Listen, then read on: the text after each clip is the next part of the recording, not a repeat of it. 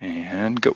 All right, so this chapter is going to be a pretty short one. It's only going to take a couple days to go over it. So chapter 7 is on what are called transcendental functions.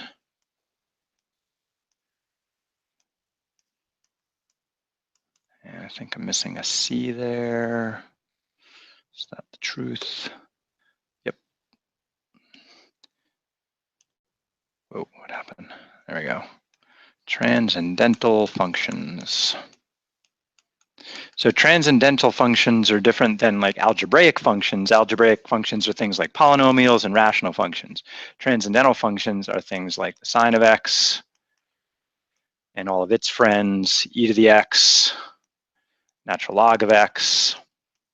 And then we're going to meet a new one in the next section that I've kind of talked about before, the hyperbolic sine, which is pronounced sinh, and the hyperbolic cosine, cosh. And they are related to both exponential functions and trigonometric functions. And they're called hyperbolic trig functions.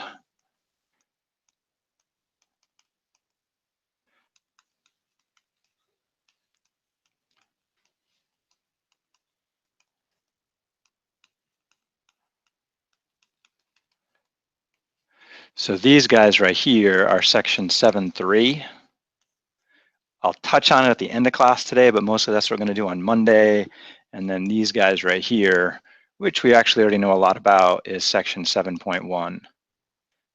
So in chapter 7, we will not do section 7.2, and we will not do section 7.4. So right now I've only posted homework for 7.1.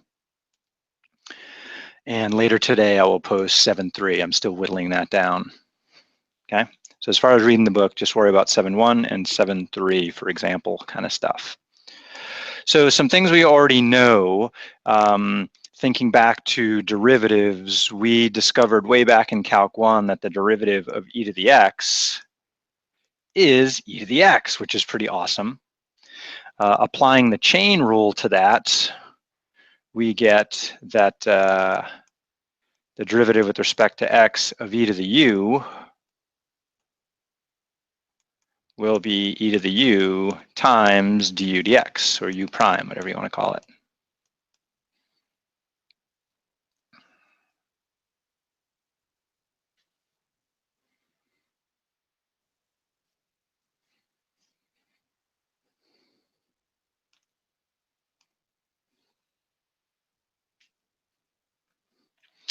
Let's see.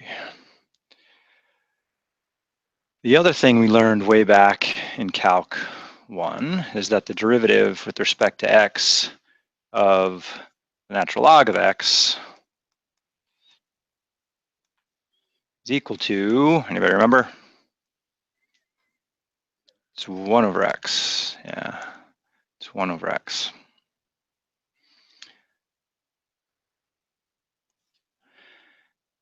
And so correspondingly, if we take the derivative with respect to x of something like the natural log, and there's something other than an x inside, then the chain rule applies. And so we get 1 over x times du dx. And the reason I'm bringing up the chain rule here is the chain rule is the reason we do substitutions. Okay, so the integral version of the chain rule is the idea of a substitution. So for example, if we had something like the integral with respect to x of e to the x squared, we can only evaluate that if there's something like a 2x hanging on as a multiple. If that 2x isn't there, we have a problem. So consider the U substitution, where u is equal to that troublesome power of e, x squared. Then du would have to be 2x dx, right? Which is quite nice because there happens to be a 2x dx sitting in there to deal with that. So that means I can rewrite this integral, let's do it in blue, as the integral of u, oh, sorry, e to the u, du.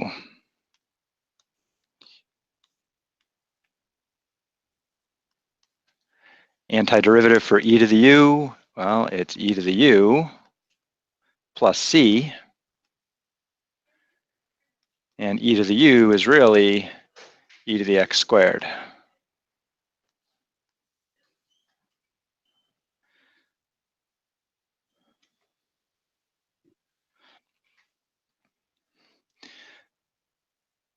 Note, if someone said, hey, I need the integral of e to the x squared, then I have a problem, because if I went to do a substitution where u equals x squared, we know that, again, from above, du is equal to 2x dx. And we have a huge problem now because there is no 2x hanging around in that integrand. So this substitution does not work.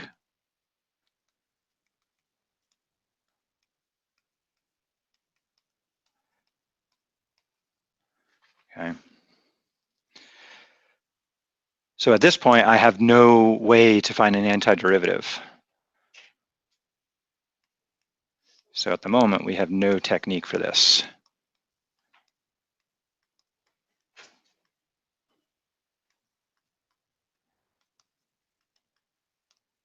Okay. So point here is that substitutions are a consequence of the chain rule. So we're going to have to develop some other rules, some other processes to try and find integrals where we don't currently have any antiderivatives. Some other things in this chapter, so we'll do more substitutions in a little bit, is different ways to define the natural log. So for example, just think way back to algebra. What the heck does the natural log of x mean? Where did you first learn about it, do you think? Calculus, before calculus? What's that? It kind of just appeared one day. It just appeared one day. When? In pre-calculus, maybe, or college algebra, algebra 2. So here's my guess as to what happened. My guess is that you had learned about a number called e, which is approximately 2.7-ish. Right? And just like you can make a function like 2 to the x, you can make a function out of e to the x, okay? Because it's just some number. So we have this function y equals e to the x. Sometimes it's nice to know, like, how do you solve the equation e to the x equals 2? What number for x makes this true? Well, in order to solve that, you need some kind of inverse operation. Like the opposite of squaring something is taking the square root. So what is the opposite? So if I say this function is f of x, then what we need to do is devise a function called f inverse of x, because the point of an inverse function is if you compose a function and its inverse, what's supposed to happen?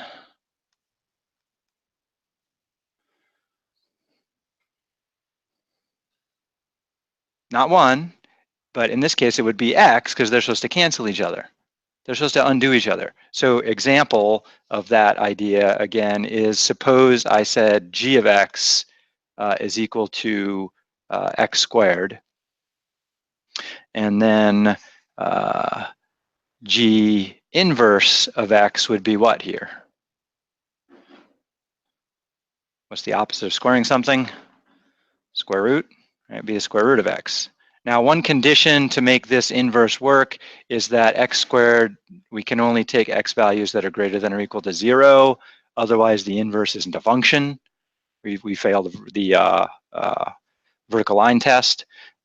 So in this case, if I do my composition, if I take the square root of x squared, this is supposed to be equal to x, provided that x value is not negative. right? They cancel each other. Simple numerical example, if we take the square root of 3 squared, what is that equal to? 3. Yeah, that's our x value, what we started with. Okay, so the probable introduction of logarithms was a logarithm is an inverse of an exponential function. So a logarithm is the function that says what power would you pick so that the answer is 2? Okay, and that's the inverse function here. So that's what a logarithm does. So ln of x, let me move this out of my way. Oops. Go away. There you go. The natural log of x really means log base e of x. So it's just a shorthand for log base e of x. So if we take log base e of x and we say that's equal to question mark, the translation of this with respect to an inverse function means e to what power is equal to x. Logarithm and exponent have to have the same base, and the exponent, the logarithm finds that power for you. So let's double check that. Whip out a calculator. And I'm going to try Google as my calculator. I don't know if Google has a natural log of button, but I want to figure out what is the natural log of 2, and apparently there is an ln. In some computer programs or computer systems, I guess natural log is usually okay. Sometimes if you see just an LOG on a TI, what's just LOG mean? Base 10. Yeah, in some systems, just LOG means base E. So you always got to read the fine print on the computer system. My guess is Google treats log as that. So my claim is then, since the natural log is supposed to be the inverse function, this is the power that I should raise E to get 2 as the answer. So if I just double check that, let's see, will they let me use the previous answer? I think if I take 2 raised to the previous answer, that 0.69-ish, oh no, ooh, E, darn it. Can I back up? Yeah. E, back up again, there we go. If I take E and raise it to the previous answer, I should get 2. Okay, so that was the original definition that you guys probably saw for the natural log. It's introduced as the inverse of the exponential function. So if f of x equals e to the power x, then the inverse has to be the natural log of x.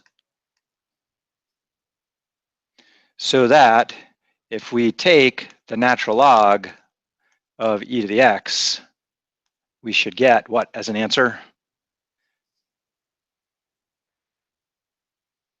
X. Because they are inverse functions. They cancel each other out.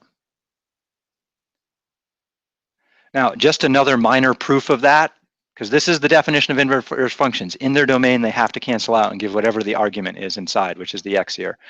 Anybody remember a rule for exponents, for logarithms, excuse me, that if you have the logarithm of some base to a power, that should be equal to the power times the logarithm of the base.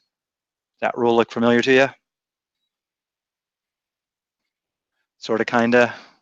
Okay, that is a property of logarithms that you learned way, way back in some algebra class. So we can double check that in just a second, but I believe that that's true. Let's see, then we need to decipher what does the ln of e mean? Well, let's change color. That means log base e of e. We want to know what that's equal to. Don't whip out your calculators yet. The definition of a logarithm is take the base. What's my base here? It's that guy right there. So that e right there raised to this power has to equal what's inside the box. What power do I raise e to get e? 1. So we've just discovered that by the definition of what a logarithm is, that the natural log of e is really 1, and 1 times x is x. So if I'm not lying about this rule about pulling out the power, it's further proof that we have that cancellation there.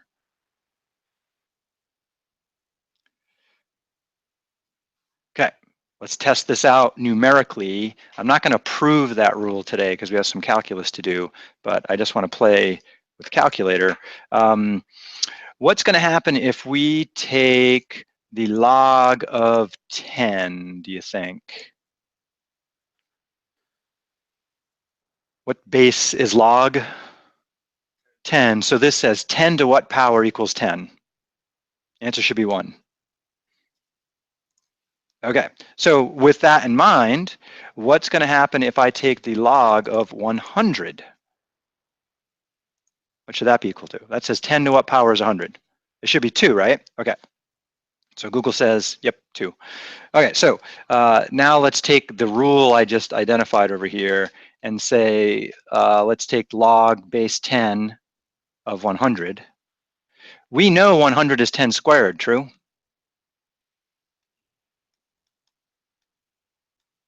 I claim there's a rule of logarithms that says you can pull a power out as a multiple. So my rule says that this must be equal to 2 times log base 10 of 10.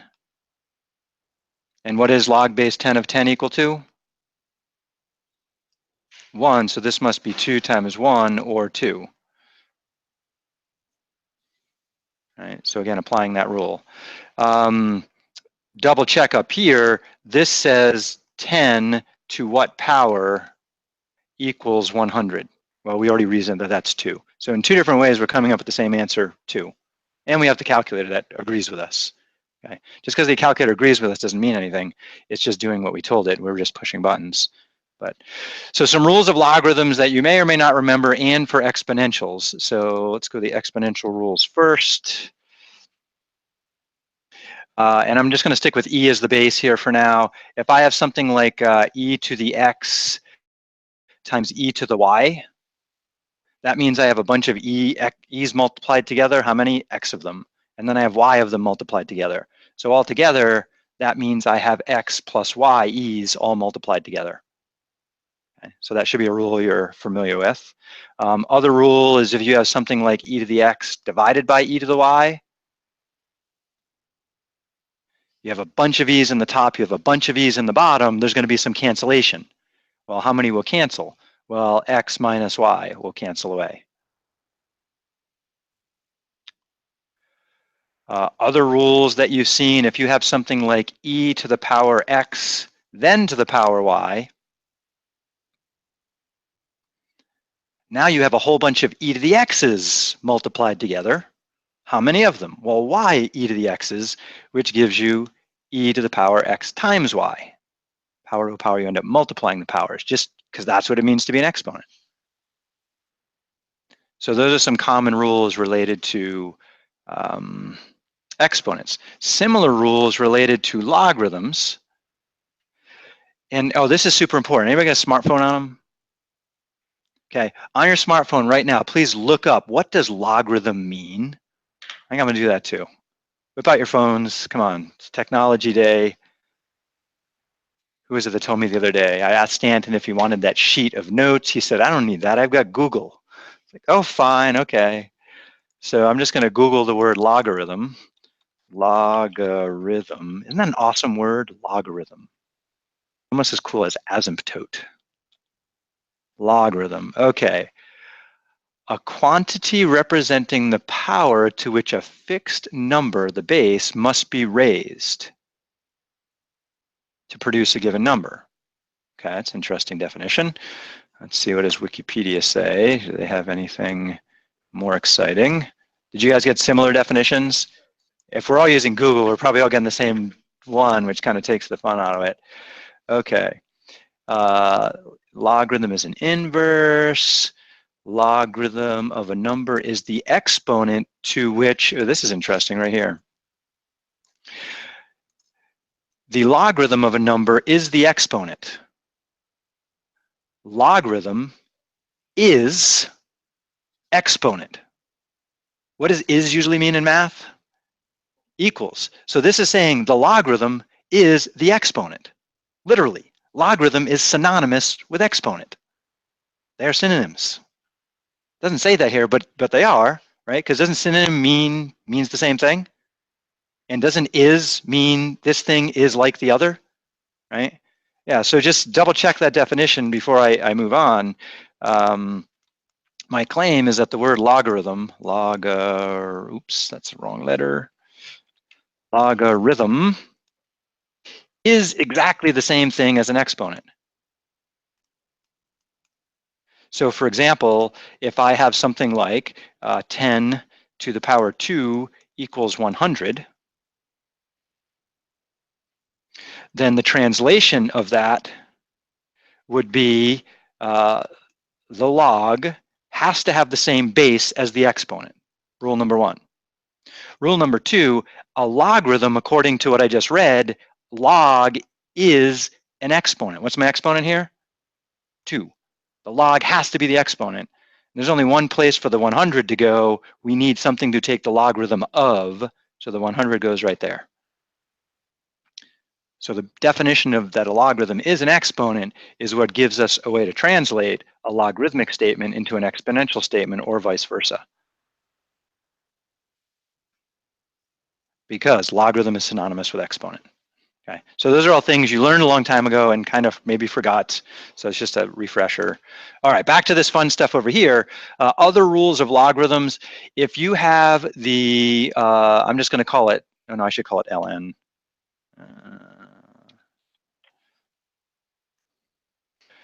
You have the ln of x times y, then that's equal to the natural log of x plus the natural log of y. And to see how that makes sense, come back down to my statement. A logarithm is what? It's an exponent, right? And doesn't this say if you have a product involving two exponents that you get to add the exponents? And a logarithm is an exponent, right? So if we're adding exponents, doesn't that mean we are adding logs? Yeah, that's the road. Then there's a more sophisticated mathematical proof of that, but it's not much more than what I just said. So pretty much anytime you have an exponential rule, there's going to be an equivalent logarithm rule based on the exponents. So over here, since I have a division, so if I have the natural log of a division, guess what happens to those things I'm dividing? Yeah, they get subtracted. So this is the natural log of x minus the natural log of y.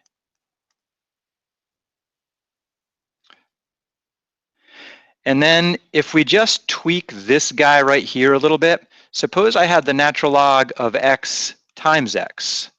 This rule says that would be the natural log of x plus the natural log of x, right? Well, doesn't that mean I have two natural log of x's here on the right? Okay. On the other side, x times x, we usually write that instead as x squared. So repeated application of this product rule is what gives me the power rule, right? I get to pull the exponent out as a multiple.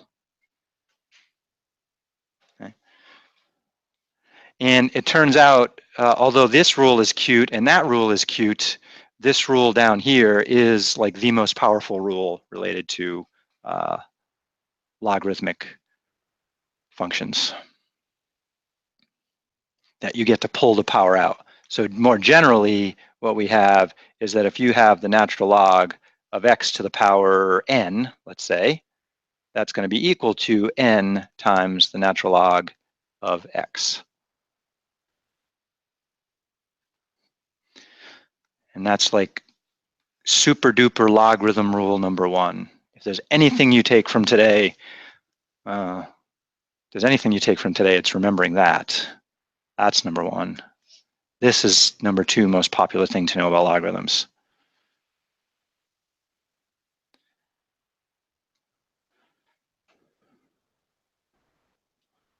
All right, so here's logarithm rule number three, and then we'll do some more calculus. Suppose, so we can do this without a calculator. If someone says, hey, clear that, let's start backwards. Someone says, I need to take 2 to some power, and I need to end up with 9. Well, I know 2 cubed is 8, so it's kind of, x is about equal to 3. Okay, but it's got to be a little bigger, right? Well, we have a rule that says we can rewrite that. So the idea that a logarithm is an exponent allows me to get the x out of the exponential position. What's the base of the logarithm have to be here? 2, and the 9 has to be the argument of the log. So this tells me that I should take log base 2 of 9. Problem, my Google calculator, where'd you go, Google calculator, 2 plus 2, is missing a log base 2 button. Got a log base 10, it's got a common log. Oh, okay, so trick. I love the natural log better than any other log because e is a beautiful number. So I'm going to pull a little trick on this guy here. Just like I can square both sides of an equation, I could take the square root of both sides of an equation, I can take the natural log of both sides of the equation. And I'm sure you guys did some crazy stuff with logs last quarter when you did logarithmic differentiation. Remember that? That was part of implicit differentiation or a consequence of. So I have this right here. I can take the logarithm of both sides. Now, logarithm needs positive numbers, but 2 to the x is positive because the base is positive and 9 is positive, so I'm good.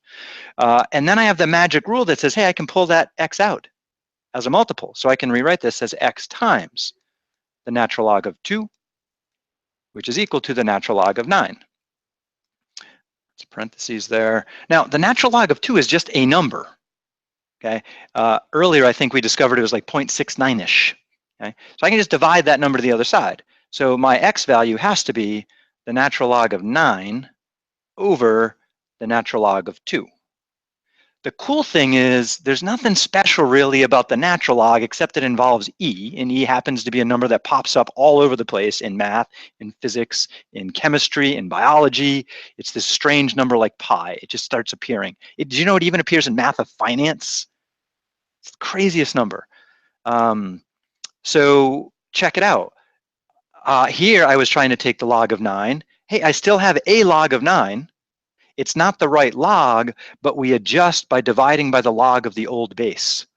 So it turns out this works out into a general formula. You can always take one log and rewrite it as a different log. Right? So I could have used common log. So my claim is I could have rewritten this by saying take the common log of 9. Now that's not base 2, it's base 10, so I adjust by taking the common log of the old base 2. And so my claim right now is if we whip out our calculators, that both of these things will produce exactly the same answer, this and that. They are going to be 3.0 something probably. So let's whip out a calculator and check both the common log of 9 over the log of 2 and the natural log of 9 over the natural log of 2. So Google, what is the common log of 9, close parentheses, divided by the common log of 2? Google says 3.16-ish. It's a little bigger than I thought it was going to be. And if I take the natural log of 9 and divide by the natural log of 2, I should get same number. Doesn't matter which one I pick. So it's kind of, you can switch from one base to any other base at will, whatever is more convenient for the problem. So that's like important formula number 3, I think. Where's my pen? I'm not going to state the general version of this result. I'm just going to state the one I like, is that if you have log base b of x, that's always going to be equal to the natural log of x over the natural log of the old base. And like I showed earlier, it doesn't have to be natural log. It can be any log.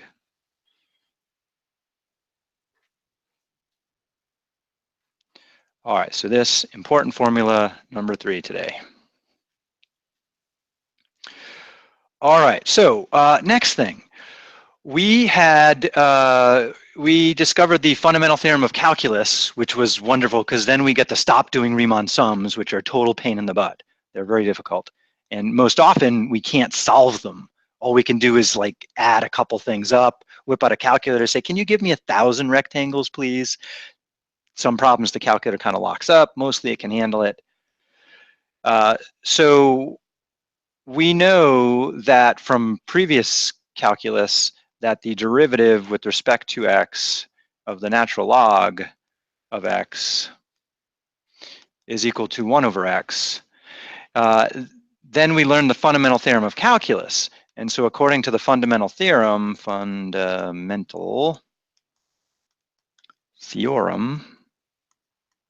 we get to reverse that. And that says that the integral of 1 over x with respect to x has to be equal to the natural log of x. And we might have some constant. We'll put a plus c there. Because I have no boundaries on this. All right, so I just want to test the boundary idea. It's a popular definition in math, definition.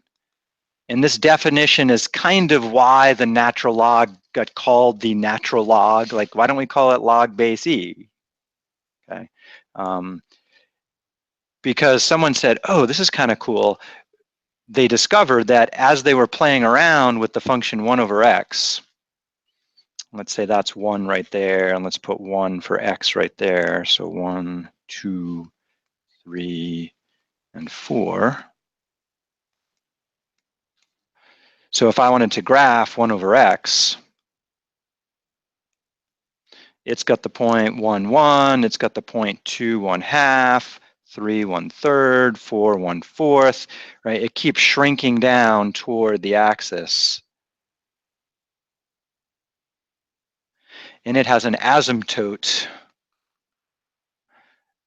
of y equals 0 is our horizontal asymptote here.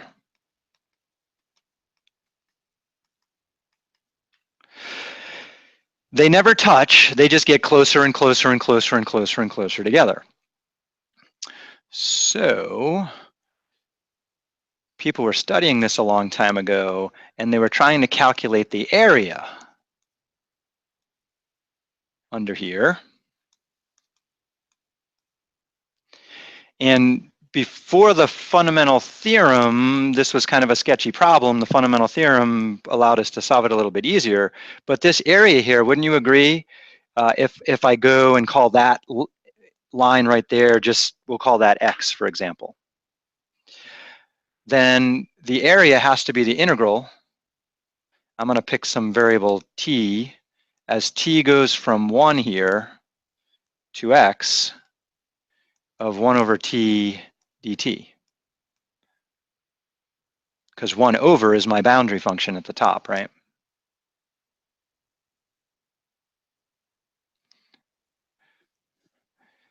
And according to the fundamental theorem, natural log is an antiderivative. So that means the answer here should be the natural log of x minus the natural log of 1. Ruh-roh. That's that pesky plus c there. But wait, think, natural log of 1 means log base e of 1, and that's going to be equal to the power that makes this equal to 1. What power of e is 1? 0, right? So that constant is 0. So it turns out the area starting at 1 underneath the reciprocal function here is exactly the natural log, which is what the fundamental theorem was telling us in the first place. But this is just another way to define the natural log. One way to define it is as the inverse of e to the x.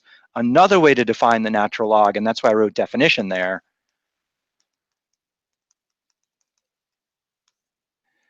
is that the natural log of x is the area function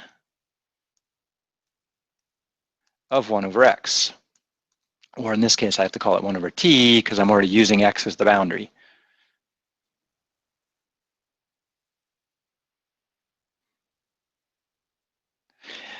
And if we apply fundamental theorem part 1, we were just looking at fundamental theorem part 2. Fundamental theorem part 1 says that if you take the derivative with respect to x of the natural log of x, which is the same as taking the derivative with respect to x of this integral. Does anybody remember what the fundamental theorem says about taking the derivative of the integral with x as the upper endpoint? They just pretty much cancel and we get to plug in the upper endpoint. So this has to be 1 over x according to the fundamental theorem part 1. Okay, so mostly this has just been review of stuff you already know. So so it's funny, most of section 7.1 is just a review of things you already learned about e to the x or b to the x and logarithms, with this one little extra case where, hey, we could make this the definition of natural log instead of it being an inverse function, which has subtle implications, and it's why historically it became called the natural log, because somehow some people felt like, wow, that's a very natural definition. I don't know. I don't quite get it, but that's what they say. All right, let's start applying this stuff. So the biggest part of this section is just substitutions. And so we're going to play around with that. Let's find the integral of the natural log of, how about x squared minus 2x plus 1 times 2x minus 2 with respect to x.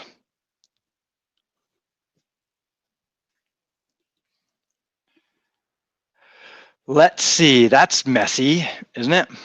So usually with messy things like this, we like to substitute part of it out, and I think I would like to go to try and substitute that part out right there. So if I let u equal x squared minus 2x plus 1, what will du be? 2x minus 2? Oh, isn't that awesome? Parentheses times dx. That's exactly what's sitting right there. So that means this is really the integral of the natural log of u du, which is, well, 1 over u plus c.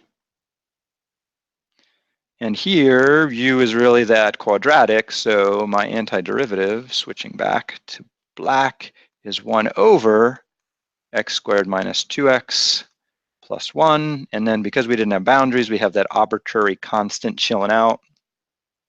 Okay. So it's just a matter of recognizing, if I do a substitution, do I get lucky and find my du outside? If this thing were not outside there, we got a problem. Okay, so that's a problem right there.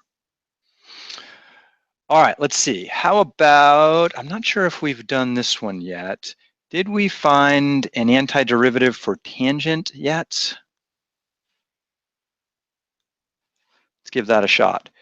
So often when I look at a trig function, I'm stuck. I try to revert back to sines and cosines. So I'm just going to rewrite this and say this is the same as the integral of the sine of x over the cosine of x. Now that makes me happy because the derivative of the sine is the cosine and the derivative of the cosine is the negative sine, right? So that's promising.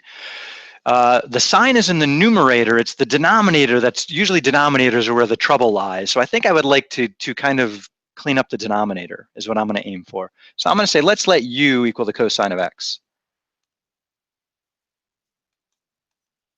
If that's the case, then du would be what, the negative sine of x? Is that right? Dx? Yeah, cofunctions have negative derivatives. Yeah, that looks good to me. And that's pretty good up here. The only thing I'm missing is the negative. Okay, so that could say that that means just a negative du will equal a positive sine of x dx. So the du will carry a negative sign with it. So this is going to then be equal to the opposite of the integral. Let's see, here's most of my du right there, and then I get that negative. So this is just 1 over u du. Okay, well, the negative is hanging out. Antiderivative for 1 over u.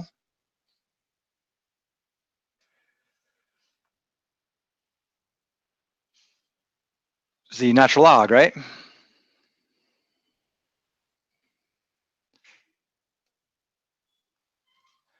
And then we have our plus c. Now there's a slight catch here, and I kind of ignored it on the other problem too.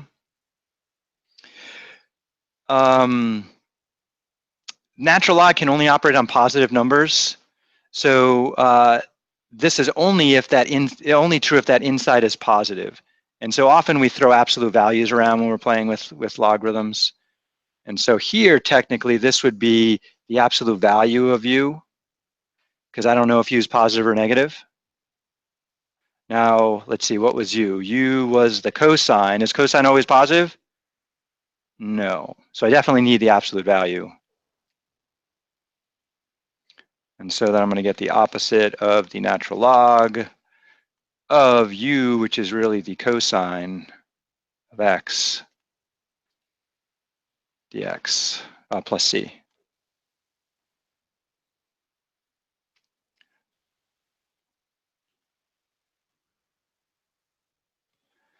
And just for fun, let's go ask somebody like Wolfram alpha. Trig functions are kind of funky, weird things happen. So if I go to Wolfram alpha, and I say, can you give me, come on, there you go. Whoa, that's big. Can you give me the integral of, what was it again? We had the tangent of x, and I don't put anything else in there. Okay, it agrees. Now notice it calls it LOG. Guess what they mean by LOG? Not base 10, but base E. So I mentioned that in some systems, LOG actually means natural log. And they state that over here on the side. They say, oh, by the way, LOG of x is the natural logarithm, and I can click there to get more information. So read the fine print, be careful. It depends on what system you use as to what LOG means. In this case, it means natural log, which is the same thing we came up with. Just for fun, I just want to play around with some rules. This is really a -1 times the natural log, isn't it?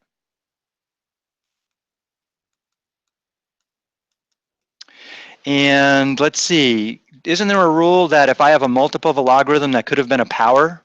So then that means this could be also rewritten as the natural log of the absolute value of the cosine of x to the power -1. What's a -1 power do to something? Flips it, right? So that means this could also be written as the natural log of the absolute value of 1 over cosine. And that looks familiar. Let's see, where have I seen 1 over cosine before? Is there another name for that? That's the secant. So this could be written as the natural log of the absolute value of the secant of x.